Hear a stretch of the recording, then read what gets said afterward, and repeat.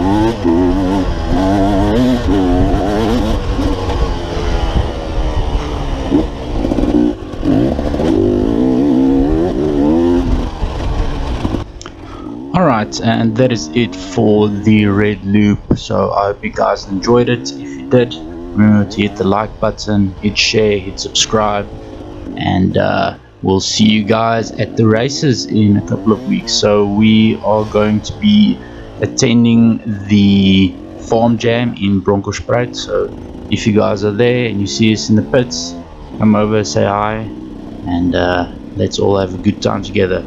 All right, peace out.